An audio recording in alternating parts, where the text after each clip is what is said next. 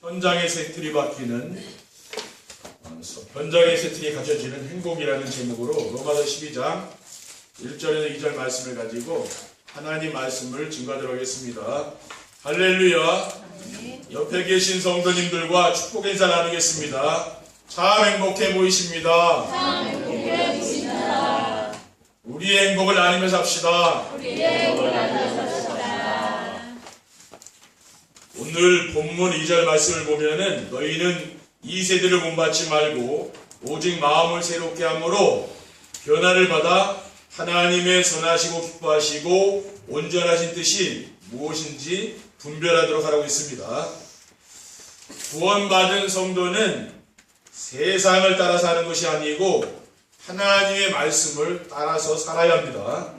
지금 세상 사람들은 어떻게 살고 있습니까? 오직 자기 중심밖에 모르는 거죠.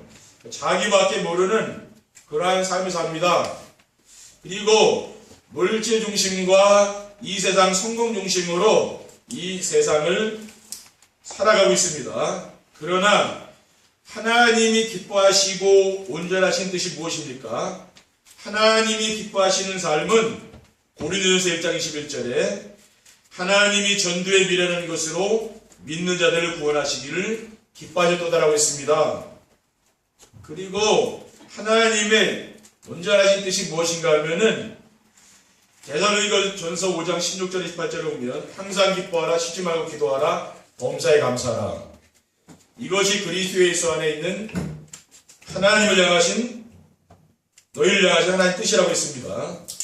그래서 우리가 항상 기뻐하고 범사에 감사하며 사는 삶, 이것을 하나님이 우리에게 원하시는 삶이죠. 그래서 우리가 하나님의 말씀을 따라 살면 새틀이 갖춰지며 행복한 삶을 살게 될 줄 믿습니다. 첫 번째, 행복한 삶을 위해서 갖춰지는 현장의 새틀은 무엇입니까? 성도들의 가정 문화가 새롭게 바뀌고 있다는 것입니다.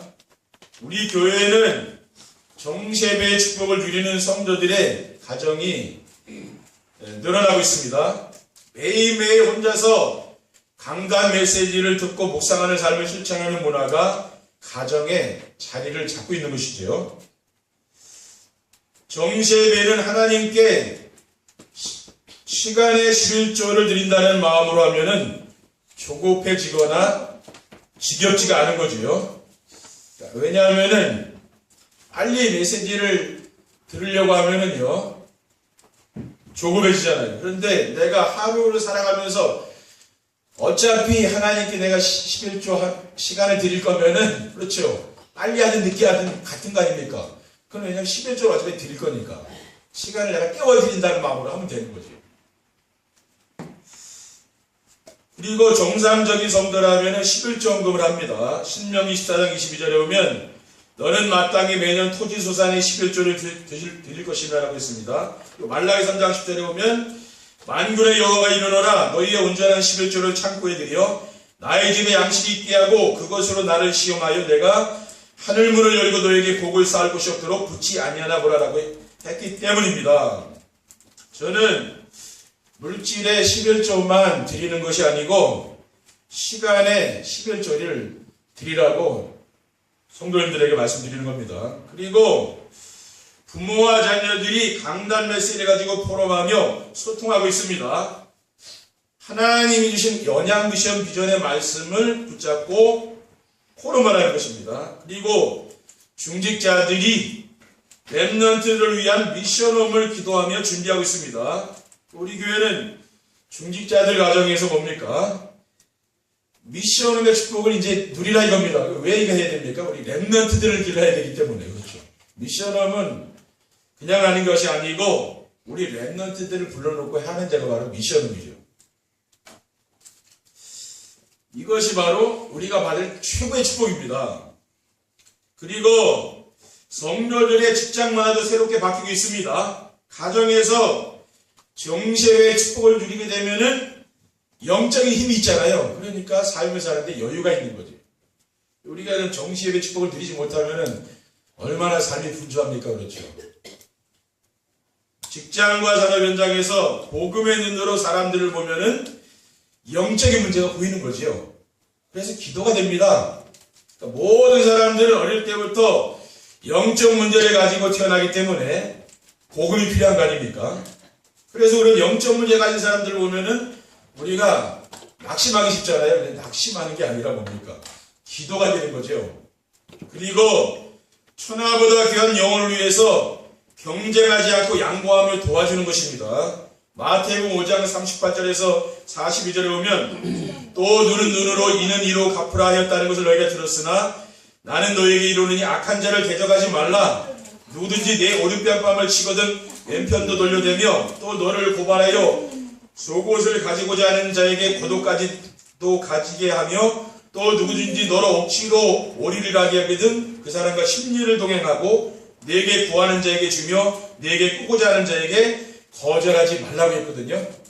우리는 이렇게 직장에서 경쟁하는 게 아니라 양보하면 됩니다. 그리고 일을 잘한다는 칭찬을 듣기보다는 직장에서 꼭 필요한 사람이 돼야 되는 것이죠. 직장에서 일을 잘한다는 칭찬을 듣고 또 승진을 하기 위해서 동료들과 경쟁을 하는 사람보다는 어떤 사람이 필요한 것입니까? 정말 그 현장에 외롭고 힘든 사람들이 와 있잖아요. 그런 사람들이 내가 친구가 되어주고 그 사람들을 도와주고 또 그 사람들로부터 내가 인정을 받는다면 그거는 피스메이커 아닙니까? 우리가 직장 현장에서 트러블 메이커가 되면 안 되는 거죠. 피스메이커. 그곳에서 평화를 주는 사람, 이런 사람이 필요한 겁니다. 지금 시대는 이런 사람이 필요한 거 아니겠습니까? 그리고 성도들의 교회 생활도 새롭게 바뀌고 있습니다. 지금 우리 교회는 모든 것이 새롭게 바뀌어가고 있습니다. 성도들이 일 중심에서 말씀 중심으로 이제 바뀐 거죠. 그렇게 하니까 성도들 사이에 갈등이 없어진 거예요. 왜 자꾸만 성도들 사이에 갈등이 있습니까? 일 때문에 그렇죠. 서로 일을 하려고 하다 보니까 그것 때문에 갈등이 온다 그 말이에요. 근데 우리가 말씀 중심으로 가게 되면은 서로 다툴 일이 없는 거죠. 그러니까 원네스 되는 겁니다. 그리고 성도님들이 사람 때문에 갈등하거나 싸우지 않고 서로 도와주려고 하는 것이죠. 그게 바로 우리 교회의 그런 영적인 분위기입니다. 그리고 교회 안에 인본주의와 불신앙과 불평불만이 사라졌잖아요. 우리 교회에서 불평불만하고 원망하고 그런 사람들 안 계시지 않습니까? 그런데 지금 우리 교회가 그러한 증거로 뭡니까? 강단 메시지를 포럼하면서 성도들이 원네스가 됩니다. 그러니까 교회가 평안하고 든든하게 이제 세워지는 거죠. 근데 교회 안에 갈등이 일어나고 싸움이 일어나면은 아무리 큰 교회더라도요, 어느 날 그 교회가 무너진다니까요. 우리가 교회가 크고 작은 게 중요한 게 아닙니다. 그렇죠? 서울교회라는 교회는 2만 명이 모였는데요. 지금 크게 분쟁이 일어나서 다 나가고 2,000명 남았다 그러더라고요. 한순간에 무너진다, 이 교회가. 두 번째, 행복한 삶을 위해서 현장의 세트를 갖추려면 어떻게 해야 됩니까? 성도들이 강단 메시지에서 모든 답을 다 찾아야 합니다. 교회는 구원받은 성도들이 하나님께 예배하기 위해서 모이는 현장입니다. 하나님은 예배 시간에 선포되는 말씀으로 성도들의 기도에 대한 응답과 인생의 방향을 다 알려주고 계신 것을 여러분이 믿으시기 바랍니다. 하나님은 강단 메시지 안에서 완전한 답을 지금도 주고 계신 것이지요. 인생의 모든 문제는 하나님을 떠나서 사탄에게 붙잡혀 종료로 타기 때문에 시작된 겁니다. 그래서 그리스도께서 십자가에 달려 돌아가시고 장사 지낸 지 4월 만에 부활하사 인생의 모든 문제를 깨끗이 끝낸 것입니다. 우리는 이 사실을 믿는 거죠. 그래서 그리스도께서 요한복음 12장 3절에 보면은 다 이루었다고 선언하셨어요. 여러분이 어떠한 문제가 있습니다. 그 문제를 그리스도께서 다 끝냈다 그 말이거든요. 그러니까 여러분이 그 문제 속에 빠져 사는 것을 하나님이 원하는 게 아니라 그 문제 속에 하나님의 큰 계획이 들어있다 그 말이죠. 그것을 우리는 찾아야 됩니다. 그리고 강단 메시지 안에는 인생의 방향이 들어있습니다. 그런데 대부분의 성도들이 강단 메시지에서 인생의 답을 찾지 않기 때문에 들리지 않는 거예요. 대부분 성도들은 제가 볼 때는 메시지를 듣는 수준이라고 말이에요. 듣고 끝내는 경우가 참 많습니다. 그렇죠? 그런데 진짜 눈으로 보는 그런 신앙이 있거든요. 그런 사람은 뭐냐면은 자신이 지금 해야 될 걸 찾는 사람이에요. 대부분 성도들은 이제 듣고 오늘 은혜 받았다 이 수준인데 어떤 사람은 뭡니까? 매일매일 이 말씀을 들으면서 정리하면서 찾는 거예요. 왜? 내가 해야 될 게 뭐냐 그걸 찾는 겁니다. 그런 사람은 뭡니까? 보는 믿음이죠. 이게. 혼자서 메시지를 들어보면은 하나님의 세미한 음성이 들립니다. 예배 시간에 듣지 못한 하나님의 음성이 들리는 거예요. 그리고 인생의 모든 문제와 그 해답이 보이는 거죠. 앞에서도 말씀드렸듯이 시간의 11조를 드린다는 마음으로 하루에 2시간 반 강단 메시지에 집중하면 되는 겁니다. 왜? 하루 24시간인데 11조는 뭡니까? 2시간 반 정도 되잖아요. 그 시간을 내가 다른 걸 하지 않고 강단 말씀 집중하는 거예요. 그렇게 하다 보면 뭡니까? 내 자신이 이제 변화가 되는 거죠. 그래서 우리 교회 성도님들이 참 예전보다는 많이 바뀌었습니다. 그렇죠? 분위기가 우리 교회는 화기애애하거든요. 그리고 강단 메시지 안에는 세상을 이기는 힘도 있습니다. 요한복음 16장 33절에 보면 이것을 너에게 이르는 것은 너희로 내 안에서 평안을 누리게 하려 합니다.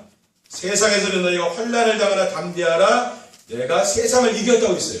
그리고 히브리서 11장 38절에 나오는 믿음의 영웅들은 무엇이라고 했느냐면 이런 사람들은 세상이 감당하지 못하느니라 그렇죠. 세상 사람들이 감당하지 못하는 그러한 믿음을 가지고 있는 거죠. 힘이 있다는 거예요. 그리고 성도들이 복음 안에서 색틀을 갖춰야 합니다.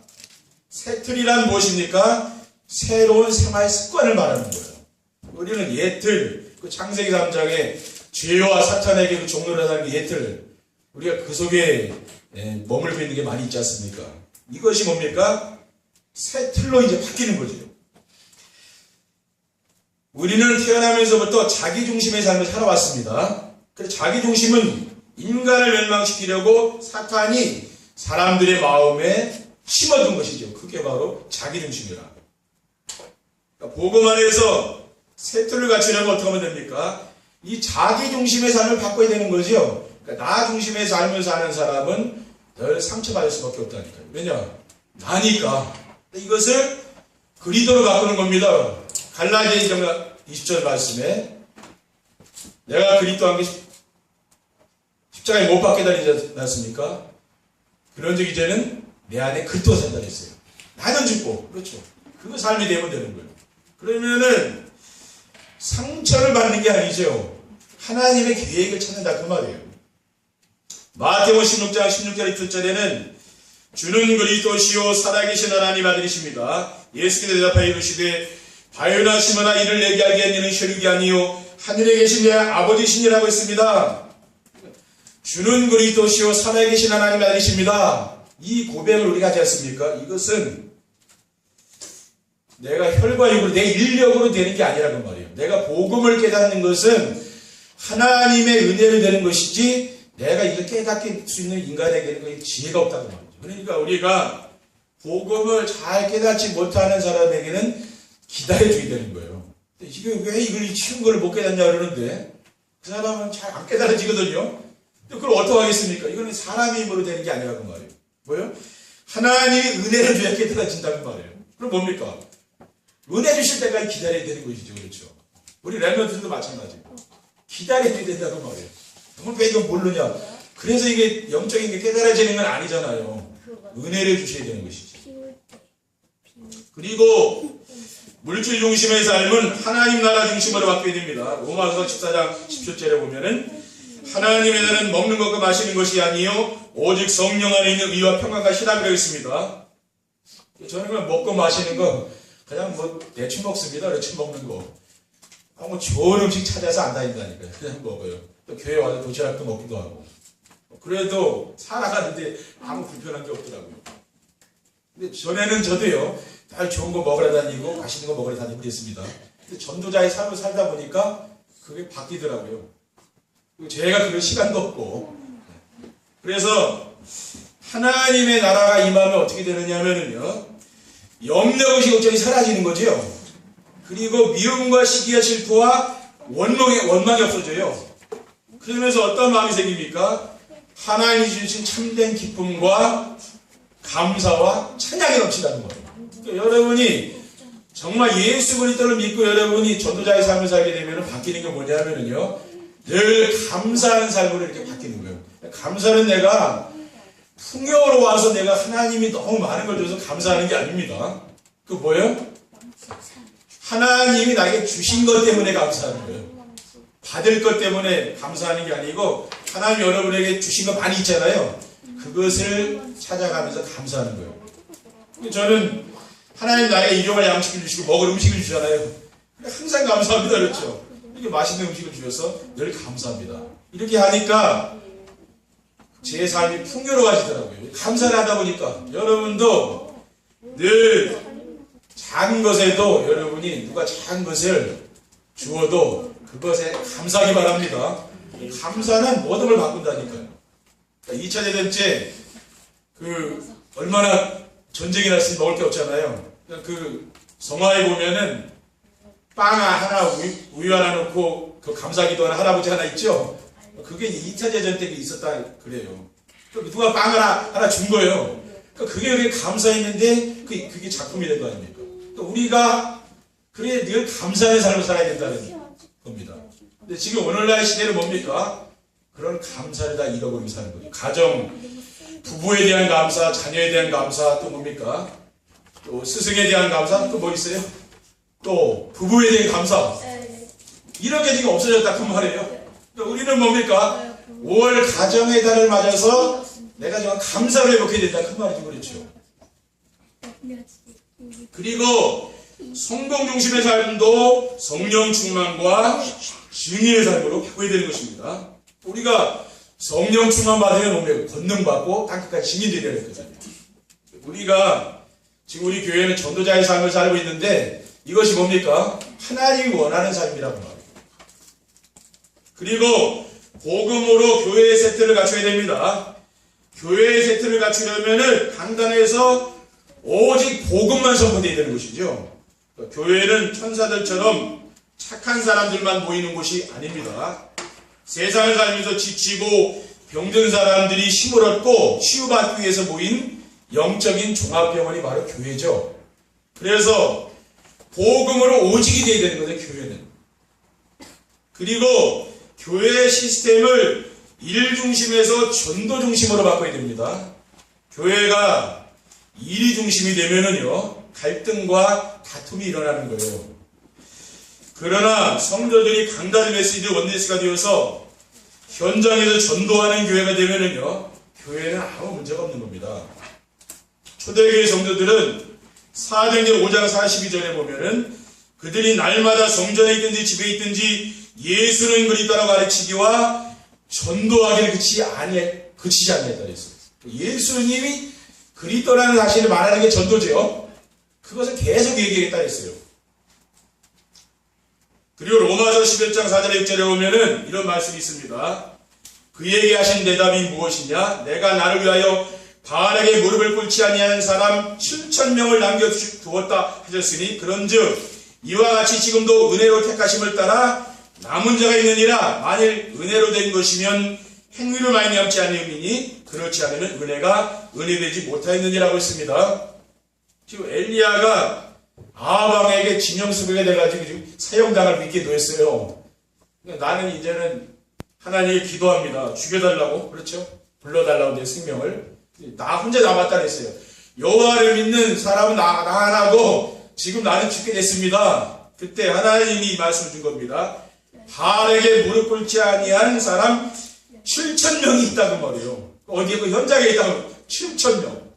그렇죠. 그 뭡니까? 지금도 은혜로 택하심을 따라 남은 자라고 그러죠. 그러니까 우리가 행위로 하는 건 뭐 종교생활이죠. 행위를 열심히 공덕 쌓아서 우리가 이루어가는 것은 종교생활이라고 하거든요. 근데 진짜 복음 때문에, 그렇죠, 이 순수한 복음 때문에 하나님이 현장에 남겨둔 자가 있다. 그걸 찾으라 그 말이에요. 그리고 뭡니까? 우리가 지금 우리의 삶의 현장, 또 직장 현장, 우리 이런 지역 현장에 뭡니까? 하나님이 숨겨둔 제자들이 있다 그 말이죠.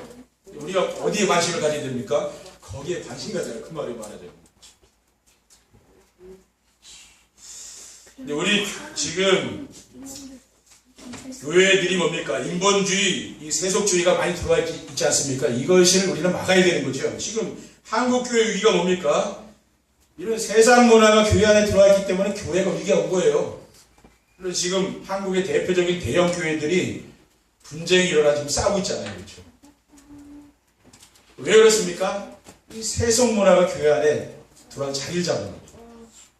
그러니까 우리 권사님들과 우리 장로님들과 우리 목회자는 하나가 돼서 세계복음을 하기 위해서 한 방향으로 뛰어야 되는 거 아닙니까? 근데 자꾸만 그 사람들끼리 갈등이라고 싸운다는 거 뭡니까?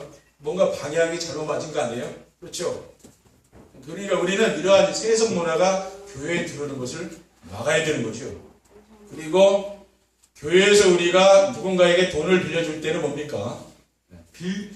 안 받아도 될 만큼만 빌려주면 됩니다. 그렇죠? 근데 너무 많은 액수를 빌려줘 버리면은 그게 시험 맞고 상처받지 않습니까? 왜? 갚아주면 되는데 못 갚으면 그런 거 아니에요. 근데 우리가 빌려줬어도 내가 받을 생각 하지 않고 또 빌려줘도 내가 부담 안 느낄 정도는 빌려주면 문제가 안 된다고 말해요. 근데 많은 액수를 빌려준다 보면 그것 때문에 상처되고 갈등 생긴다 그 말이죠. 세 번째, 행복한 삶을 위해서 현장의 세트를 갖추게 되면 어떻게 됩니까? 성도들의 가정에 하나님의 나라가 이루어집니다.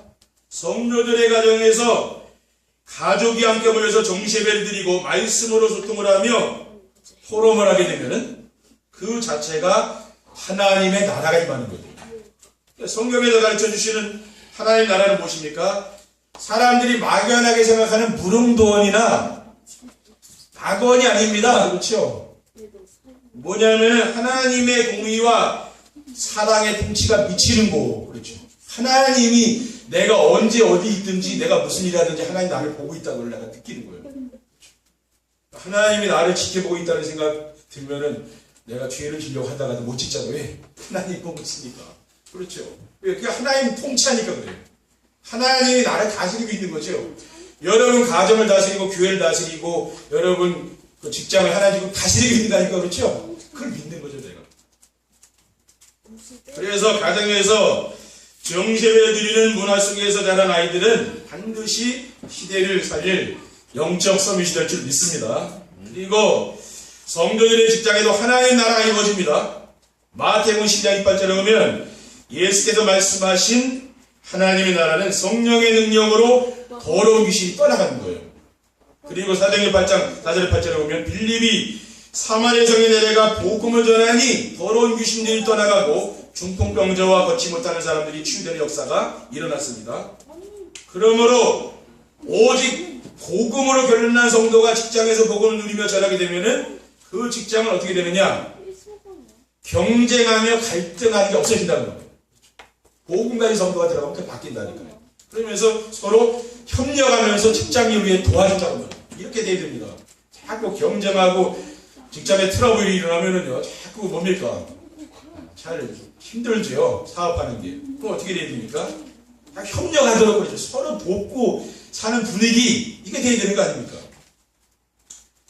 이렇게 해서 원네스가 되는 것이 뭐냐면은 그게 하나님 나라가 임하게 되는 거예요. 그러니까 여러분, 흑암이 역사하면 자꾸 싸운다니까요. 가정에서도. 성령이 역사하면 진짜 부부가 행복하게 산다니까요. 그럼 왜 그랬습니까? 성령의 역사예요. 그리고 우리 교회는 보면 그렇게 행복한 우리 가정이 이렇게 됐다니까요. 그걸 여러분 보셔야 돼요. 그리고 교회가 지역과 시대를 살리는 모델적인 교회가 됩니다. 지금 우리 교회처럼 오직 복음이 선포되고 성도들이 강단 메시지를 포럼하면서 원리스가 되면은 성령 하나님의 능력으로 교회가 아름답게 부흥이 되겠죠. 왜? 성령의 역사가 일어나니까 초대교회 뭡니까? 엄청난 부흥의 역사가 나타났잖아요. 우리가 교회가 부흥되고 하는 것은 이건 사람이 하는 게 아니지 하나님의 역사가 나타나야 되는 거죠. 그래서 이 지역 살리고 시대 살리는 빛과 소금이 되는 모델적인 교회와 또 우리 귀한 성도님들 되시기를 주님의 이름으로 축원드립니다. 기도하겠습니다. 하나님 감사합니다. 오늘 주님께서 주신 이 언약의 말씀을 우리의 마음과 영혼 속에 뿌리내릴 수 있도록 도와주시고 우리의 또 현장과 직장을 살릴 만한 큰 능력을 받는 시간이 될 수 있도록 새로운 틀을 갖출 수 있도록 인도해 주시옵소서. 주 예수 그리스도의 이름으로 기도드립니다. 아멘. 찬송하시겠습니다.